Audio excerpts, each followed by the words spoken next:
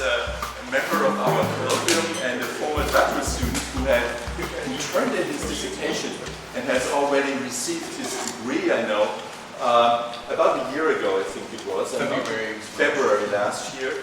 And it's a wonderful piece of work, very political, about Black Hegel and philosophical, about Black Hegelians. So he looked at a couple of African-American performers and writers, Langston Hughes among them, but many more, who he argued were inspired by Hegel's philosophy of history, or his phenomenology to a certain extent. And, but today he will not be speaking about that topic, but about civility as far as I know. Yeah. And I'm very curious. Welcome, please.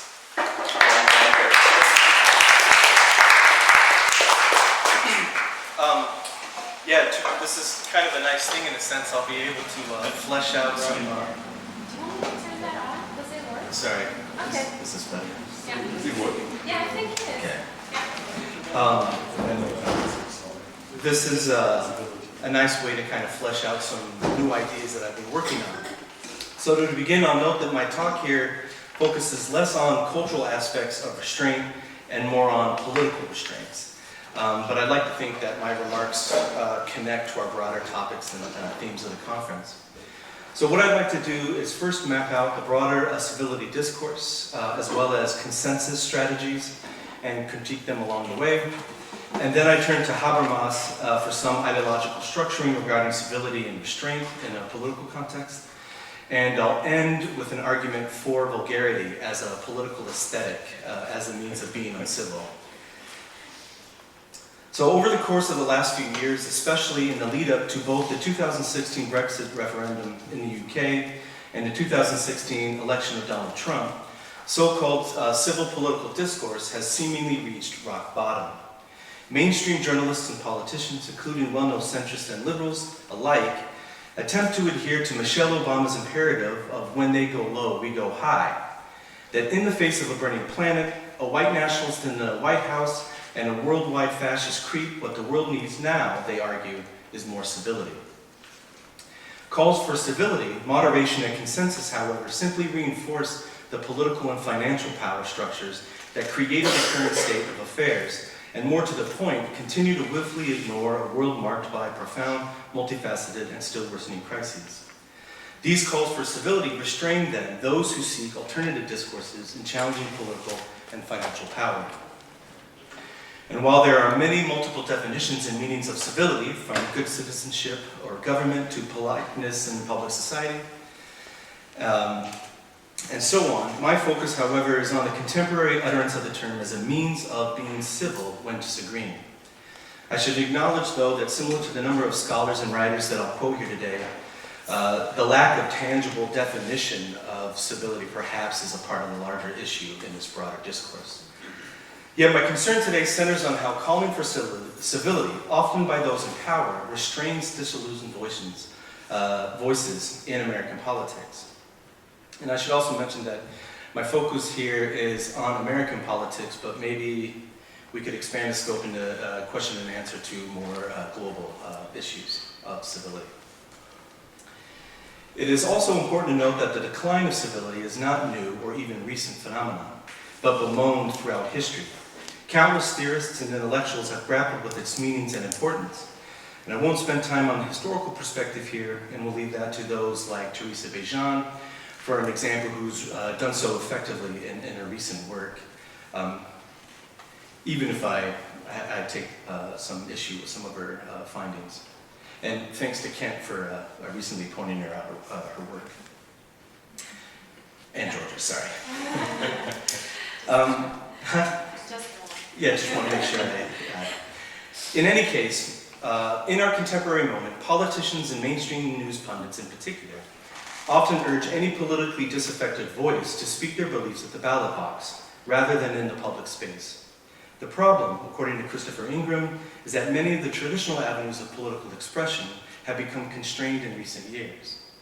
There are structural concerns, and he names the Electoral College, the Senate becoming less representative, voter ID, restrictions, and just the amount of money in politics in general. let alone that a modern urbanized nation is governed by a 200-year-old document written by racist landowning elites for a rural agrarian society. Be that as it may, much of the current tension surrounding political disillusionment are the result of deliberate efforts by lawmakers and journalists alike to rewrite the rules of political participation to their own advantages. These efforts restrain those who organize, donate, volunteer, and even vote, less effective at bringing about the change many seek. Thus, activists, especially on the left, feel as though they have little choice but to disrupt the system in other ways. As Ingram again writes, people are looking for uncivil ways to affect the electoral process because they've seen their ability to influence via civil channels reduced. Tobias Kelly and Sharika Tirunangama argue that in the face of division, civility appears to offer the nostalgic promise. More than simple politeness, civility attempts to smooth over the rough edges of everyday encounters with a relationship built on mutual respect. Kelly and Tirunangama map out effectively the broader theoretical civility discourse, centering both on Atiyan Balibar's Violence and Civility and Keith Bybee's How Civility Works. Broad notions of civility interpreted by Bybee and Balibar respectively are predominantly concerned with norms of behavior and speech and hinges on struggle and dissent. Bybee examines the politics that civility might bring to our life in general, which is about respect, while Balibar attempts to recall the civility in civil discourse. However, Kelly and Tirunangama maintain that both texts operate at the level of a broad brush analysis, essentially leaving out the texture, content, and context of emancipatory action. When politicians and journalists ask for civility, for an example, it misses the point, because politics is always and inherently about conflict. Politics place groups who are at odds with one another in differing forms of contest. So calls for civility, as Kelly and Tirunangama write, are often stated conservative and even reactionary and acquiescent. Advocating for civility places etiquette and manners above equality and justice, and calls for people to get along. It risks glossing over serious and important political divisions.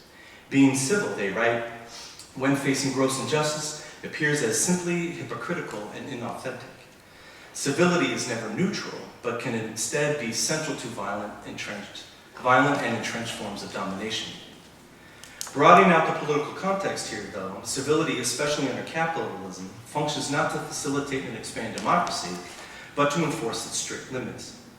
Nancy Walsh writes that to manage the conflict between capitalism and democracy, society needs the cement of morality, of which the norms of civility, turning the other cheek, taking the high road, hospitably entertaining all viewpoints and so on, are a part.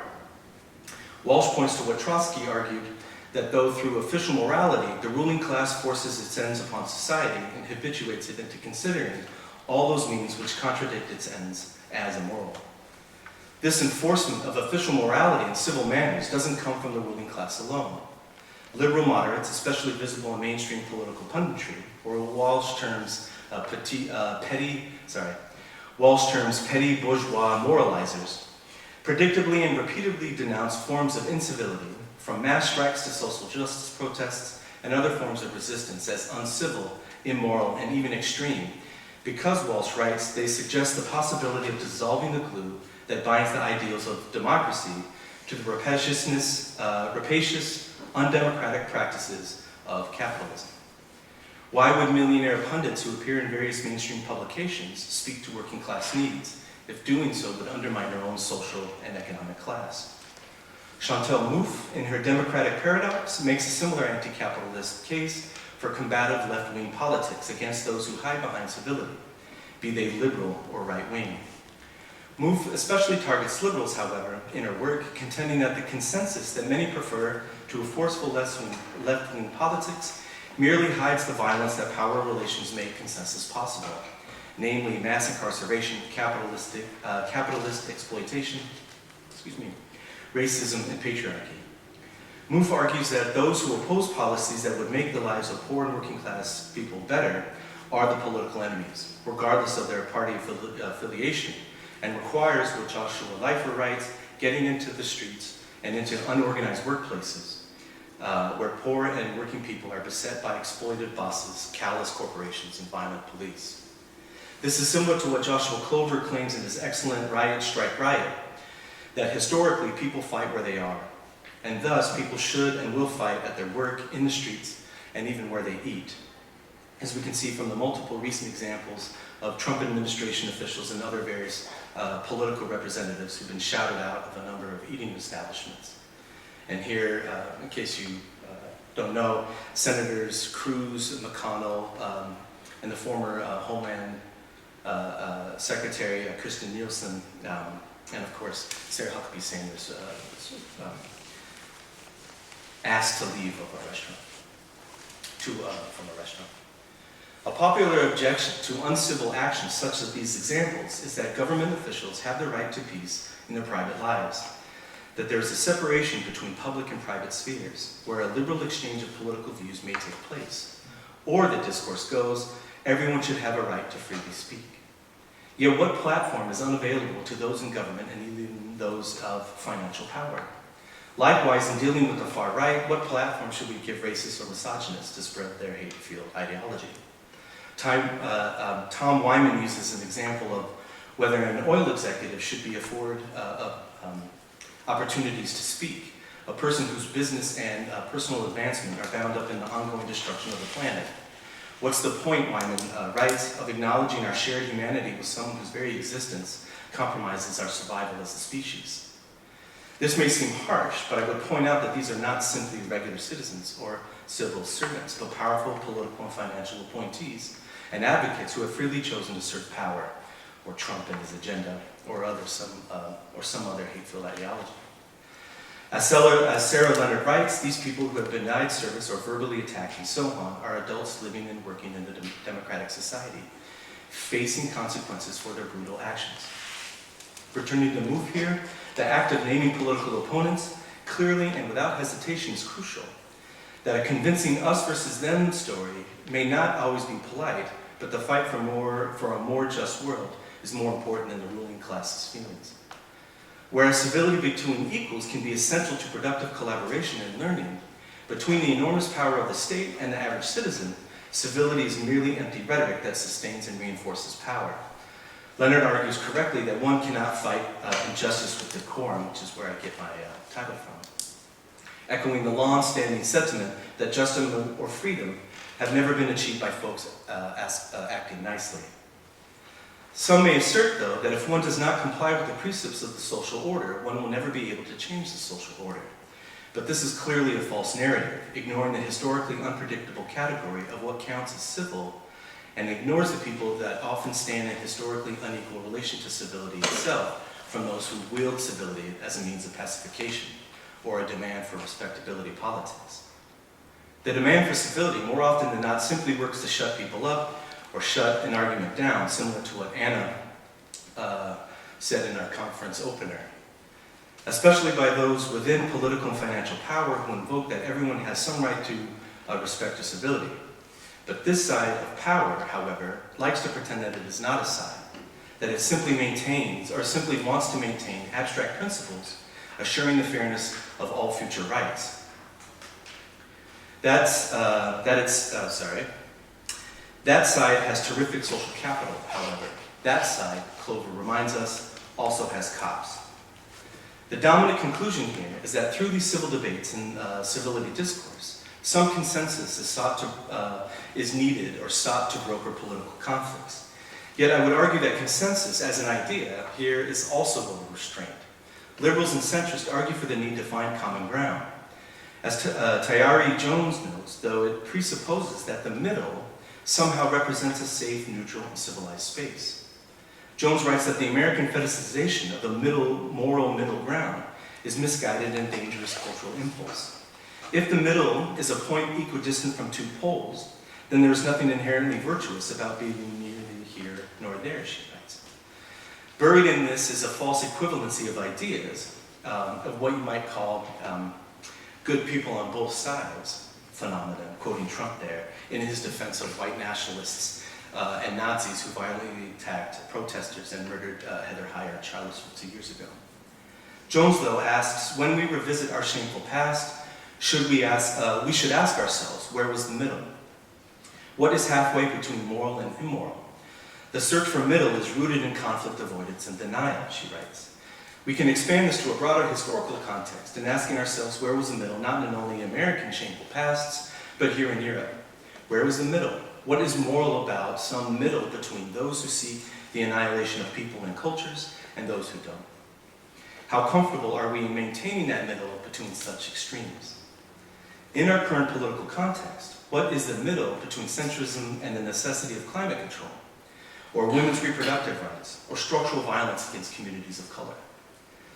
As an aside, I've been thinking about this last night. A good figure of this ideological construction would be the former vice president contending 2020 presidential nominee Joe Biden. Along with a fairly troubling political history, his recent calls for consensus in the face of impending political and social crises illustrates how unsafe the middle is for many in the future. Politicians and mainstream journalists, such as within Biden's centrist camp, must be confronted.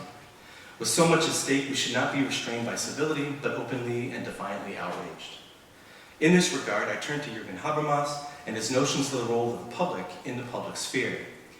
He writes that it is the public's duty to challenge the legitimacy of powerful institutions. As Stephen Klein recently wrote, Habermas believes that democracy is best served when the public sphere is left to an open, anarchic, and conflictual. He argues that the function of public debate is not to find a reasonable common ground, but rather the public sphere is a warning system, a set of sensors that diagnose essential needs that appear just out of the view of supposed political consensus. If we worry too much about civility and the reasonable middle ground, Habermas argues, we risk losing the ability to detect new political claims in the public sphere. More often than not, to reach and understand these claims, it often requires uncivil and confrontational political tactics. Klein writes that confrontation, protest, and incivility are all components of deliberative politics for Habermas, and that these forms of conflict, of repudiating existing norms and political and financial institutions, are what underscore whether these institutions or norms and so on can survive what Klein writes as rational scrutiny.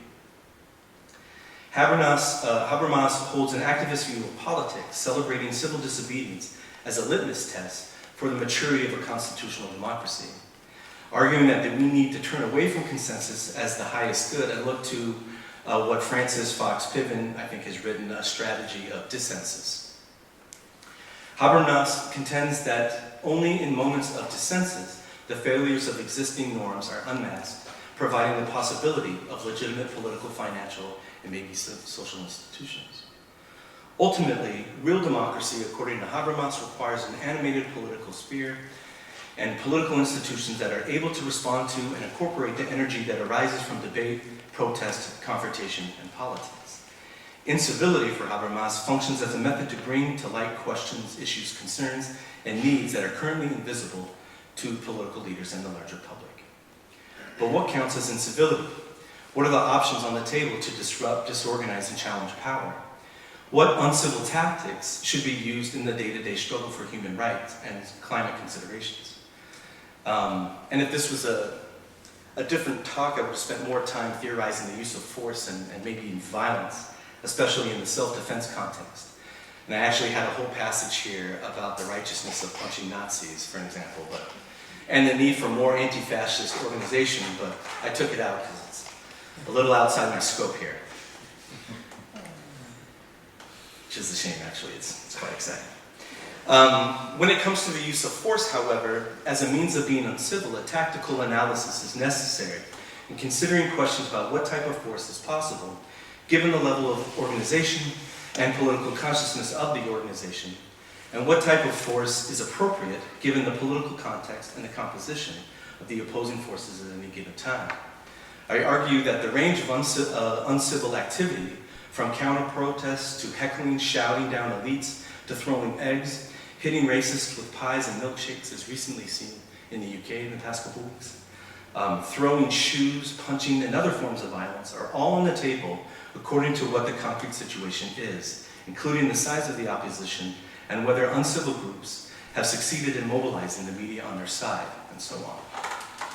While not explicit in my talk here, the discussion regarding free speech issues, as we discussed, I think, yesterday in some parts, fit into this discussion regarding uncivil action against those who support racist, misogynist discourses.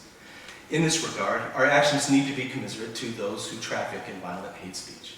More to the point, I see little distinction from those who act violently and those who speak violence. And here I'm, of course, addressing the rise of fascist ideology in a number of vocal groups like the Proud Boys or Patriot Prayer in the United States, among many others, and perhaps a number of its various global contemporaries. In Italy, you could think about Casa Pound, for example. My point is that these groups speak in a rhetoric to what Samuel Farber terms as violent intimidators. That they are not trying to persuade, but to intimidate. Their language is the language of violence. The otherwise reasonable rule that speech is protected until violence appears imminent should not apply to these violent intimidators. So all language and action dealing with violence should be met with an appropriate defense. We can see this especially in the way that anti-fascist groups work against dangerous and violent right-wing aggression. Natasha Leonard, for example, calls for more anti-fascist action, arguing that what political mainstream media tends to get wrong about anti-fascist action in this regard is precisely what undergirds their tactics and why they're necessary and effective. As the mainstream press calls for civility and reasoned debate, however, the problem, Leonard notes, is fascism, for example, is not a position that is reasoned into. It is a set of perverted desires and tendencies that cannot be broken with reason alone. So anti-fascist interventions instead must make the entertainment and maintenance of fascist organizing intolerable. The use of anti-fascist violence is thus far from what is considered foolish thuggery. Its goal is to create consequences for fascist organizing. Leonard writes that anti-fascist organization is based on a better philosophical understanding of how fascism proliferates than is held by most liberal centrists demanding civil debate. And I think in one sense we could also look to Marx's criticism by arms here in his introduction to the Hegel's philosophy of right, where force alone, while necessary at times, still needs to have ideas behind it for a more universalist movement of justice, for example. Nonetheless, in returning to uncivil behavior, I'd like to end here with one particular strategy of incivility that has revolutionary purchase, and that is the use of vulgarity as a means of challenging power elites. Vulgarity here doesn't simply mean being mean or rude, but also a material expression of the abject, throwing eggs or garbage and the aforementioned milkshakes as a means of expressing extreme displeasure to members of the financial and political elite. And I think yesterday or the day before, Nigel Farage in London was held hostage by people wielding milkshakes, and he was stuck on this bus for a number of hours. Which, by the way, it's really funny, that whole discourse. Okay, vulgarity here is strategic, an aesthetic choice of political expression. It rejects the norms of civilized discourse, as Amber Lily Frost recently theorized, and flouts the set of implicit conventions that create our social decorum. The vulgar person uses swears and shouts where reasoned discourse is called for. Yet to dismiss vulgarity as a tool for fighting the powerful, Frost writes, or to say that being mean is ridiculous, is to deny history, and to obscure a long and noble tradition of malicious political japery. In fact, being mean not only affords unique pleasures to the speaker or writer, but is a crucial rhetorical weapon of the politically excluded. Civility is destructive because it perpetuates falsehoods, Frost notes, while vulgarity can keep us honest. In fact, there are times when political vulgarity is not just useful, but vital to convey the passion of messaging. Frost uses the vulgar attacks made by Vietnam War protesters, that the vulgarity of some of the protests were an unmistakably clear response to political circumstances. In 1968, a 19-year-old anti-Vietnam protester was arrested in the courthouse for wearing a jacket with the words, "Fuck the draft," leading to a major Supreme Court decision protecting freedom of speech. The war was a moral obscenity of the highest order. There is no polite way of expressing the appropriate depth of revulsion, Frost writes, as the depravity of the awful acts committed by the powerful. And these acts far exceed the depravity of any swear words that one could use to describe those acts. The vulgarity used by those who challenge civility does so by undermining opponents and indeed even turns the political process upside down.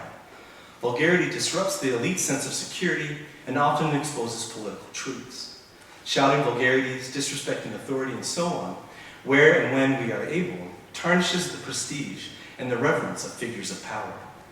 Vulgarity has always been employed as a revolutionary, has often been employed as a revolutionary rhetoric, and Frost points to the propaganda in the French Revolution as an example, and rightly suggests should be wielded in our contemporary moment.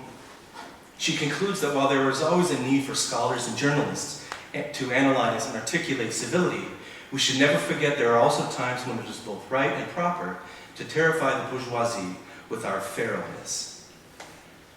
Finally, Gary Young recently pondered in The Guardian, considering similar historical precedents, will we in retrospect, as many in the past had asked themselves, should ask ourselves, did we do more when we had the chance? Will we allow civility to restrain our responses to an ever-worsening crisis? Will we seek civil communion or consensus with those that will do us and others harm? Or will we respond with projectile obscenity, embracing the profane to speak truth to power? As vulgarity is the language of the people, so should it be among the tactics of the left, just as it had been historically to wield righteously against the corrupt and the powerful. Thank you.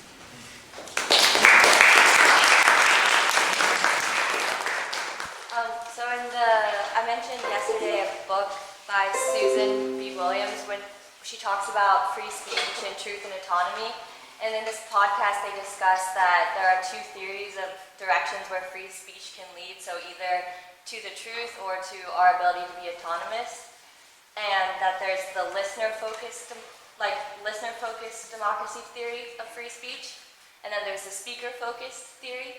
And I was curious if you had an opinion of which you think is maybe more vital. Is it more vital that the listener is able to have access to free speech in the sense that that leads them to the truth?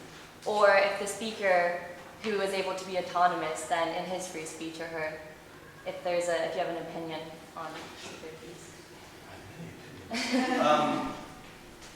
I guess I would question whether or not the relation to power to both listener and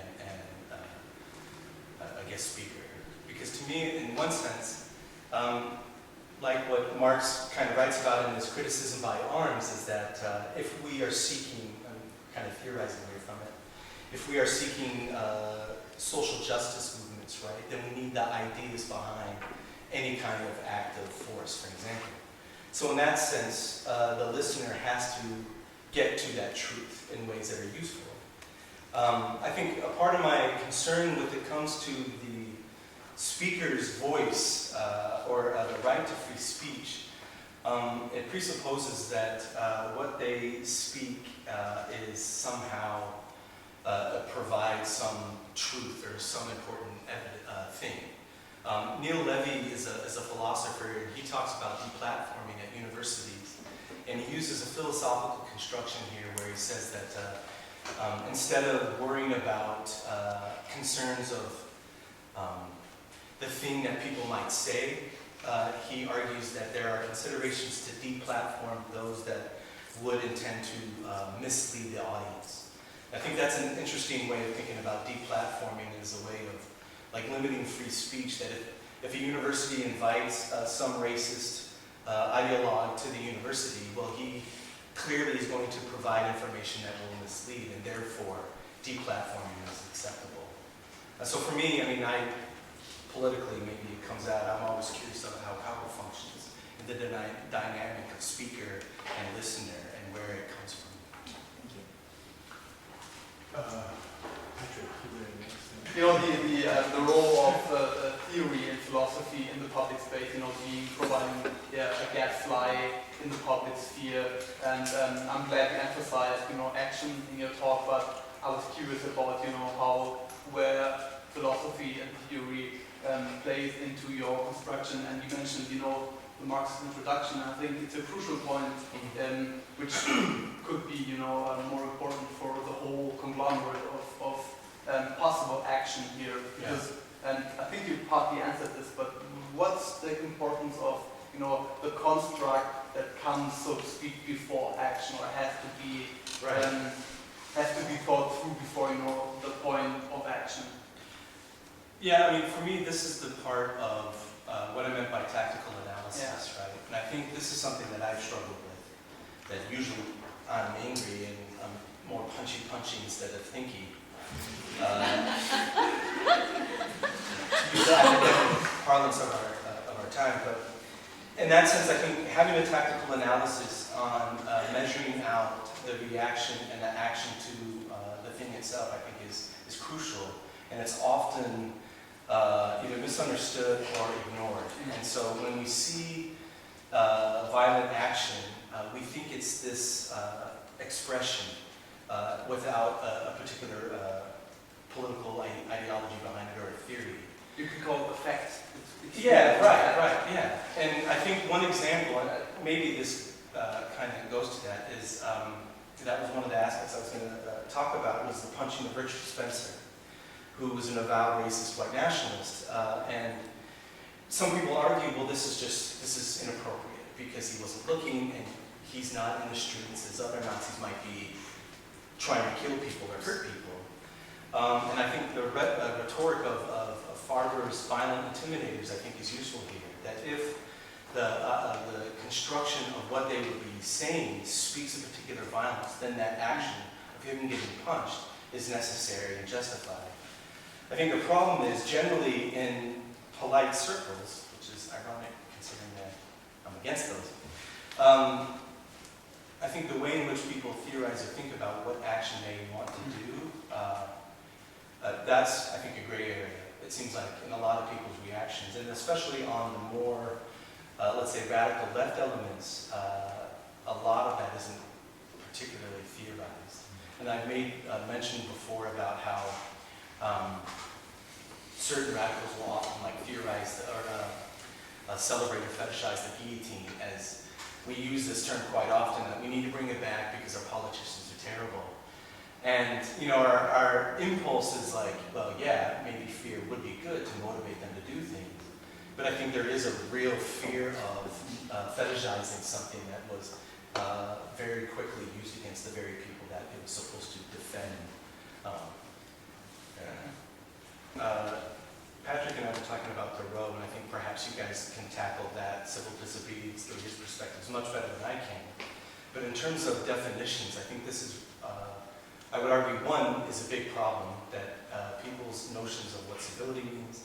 Bijan, for example, describes it as, or charts how it's moved from being a citizen to being polite in the public space. And so civil disobedience has often been theorized not something that's against violence, but it's a measured response to what they're doing.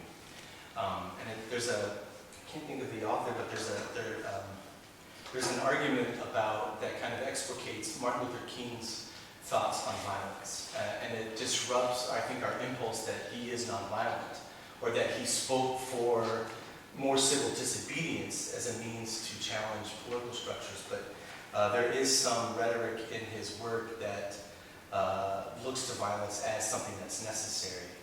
And so in that regard, it's about, I think, the citizenry against power structures or governmental structures. But I don't know how to answer that well enough without really breaking down what civility could mean. And in my research, I think, depending on what source you look at, there's multiple definitions. And even within those discourses on the left, what those definitions mean are also unpacked and also tangled in complicated ways.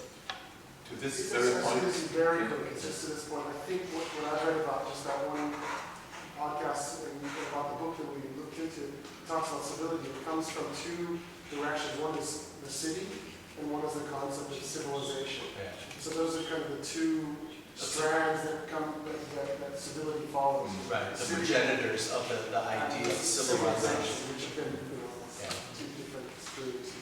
okay, Bill. Yeah, I just wanted to mention that from a Gramscian point of view, civil society is like a water balloon. It's squishy, and it includes more than just democracy. It includes the dialectic between populus and multitudinum. And the problem of hegemony is to define civil society. And to do that, to create a new historic bloc, you need to have cooperation between different groups. That's a problem of representation and persuasion. So I'm wondering if a Gramscian view in terms of the way power is seen in relationship to society would be in a certain sense, at least in terms of power loss, a different outlook on the relationship, perpetual relationship between conflict and the fact that power is never enough. You need consensus in order to rule in the Gramscian notion of hegemony. Does a Gramscian perspective change this notion a little bit for you, or because Habermas is not a Gramscian by any means. And the point about Gramscian relationship to Marx is the role of culture. Right. Today that would be social media and the passionate screaming that is inflecting debate, for example, in Italy. Yeah. You know, the social media, it's all passion and very uncivil, so to speak. But nevertheless, it's still involved in the fight for hegemony. Yeah. Or against that's still not conflict. Yeah. That's still not, when it comes to conflict, Gramsci ends up in prison, and the other people end up in Turi or confined and so on. Right. I mean, in terms of Gramsci, I haven't really thought about it in relation to hegemony and what I've done research. But it's a valuable suggestion. It's something that I'm going to have to think about. But just the notion of culture, when you brought this up, this is completely off topic, but there's a French rapper, hip-hop artist named Dean, and he has this great quote that we need the force of culture in the face of the culture of force. And so he's Algerian, French Algerian, and he is speaking to a lot of the marginal communities in France in order to use culture against French, secularist, ideology and hegemony in interesting ways that just made me think about like the role of culture in this conflict. Yeah. Okay. Yes. What? You mentioned being vulgar in order to properly express something, and I was wondering how would you look at that from a hate speech perspective? Because, for example, today social media platforms are really big for promoting politics and so forth, and these are private companies, so according to the First Amendment, they cannot be regulated by the government, so they have their own regulations on what's free speech and what's hate speech and what they allow to be posted and what not. And they have been censoring political speech as hate speech. So I was thinking, where would you draw the line? What's vulgarity and what's hate speech? I mean, aside from the obvious, like racism. Well, yeah, I mean, I think vulgarity here is more about, I think there's differences, and also, like, you can speak hatred and being vulgar while you're doing it. And then there's also being vulgar to those in power to challenge their prestige. When it comes to terms of, like, separating vulgarity and hate speech, I think they're different things. One's like a tactical expression, and the other is something specific that speaks in violence or hatred or whatever. Yeah, so it's a tricky question, I think, to answer, especially with the time allotted. Just to this point, I mean, I'm thinking, what about, this is not what about this, but what about Trump's vulgarity, for instance? In that context, what is the purpose? And can you fight vulgarity with vulgarity? Right, and I think Amber Frost specifically points to Trump in really interesting ways. And her first is that it shows the success of vulgarity because Trump is extremely vulgar, and it diminishes his political opponents in effective ways. Even though it's not intellectual, but clearly his political opponents are diminished. So the idea is it works for him, it could No, work no, no. for us? But she argues that, Frost argues that it's something that needs to be reclaimed, because when you think about what Trump really responds to, it's not ideas or policies, right? But he will respond to being vulgarly attacked. And so she argues that it is something that people on the left are, let's say, I don't want to say anti-Trump because I don't know what that means, but as a way of reclaiming vulgarity in the face of vulgarity is a part of our argument that she makes. Bill, and then Hank. Well, I mean, let's put it this way. Here, the vulgarity, the appeal of and the use of vulgarity is to the people in the periphery who aren't represented in civil society. So vulgarity is a direct political pitch. Literally, they're invisible, and that's why Salvini is so successful. The left forgot the peripheries here. They gave ground up completely. And so that it's a real Gramscian issue. I mean, vulgarity works because it's a political strategy. And these people are angry, and they're part of not the people, but the multitude in the Hobbesian sense. So the identification, he's one of us. Yeah, I think, yes. Yeah. Even though he's a billionaire. But he's one of us because he's, Grotesque. you know, he speaks. And so, but you're right. Speaking of Gramsci, and you know, was telling these guys at lunch is Pete Buttigieg, this candidate for the Democratic Party. Sorry, this candidate for the Democratic Party, Pete Buttigieg. His father was a Gramsci scholar, and so he just recently called the tweets grotesque. So he's like, "Oh, Trump, I'm not interested, but you know, it's grotesque," and that's what we're so attracted to about Trump is that we look at what he says and does, and we see that grotesque, and we just can't turn away.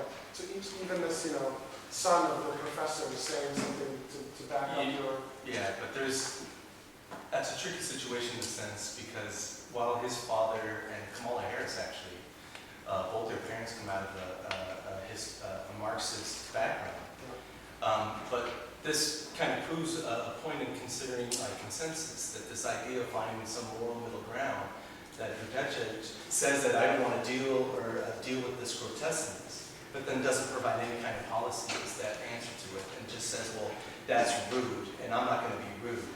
But then the thing behind it is empty. And that's the concern with the way in which civility discourses function now, is that there's nothing civil about the middle between Trump and, I would say, mainstream Democratic Party elites, of which he's not a part of, but he is their shining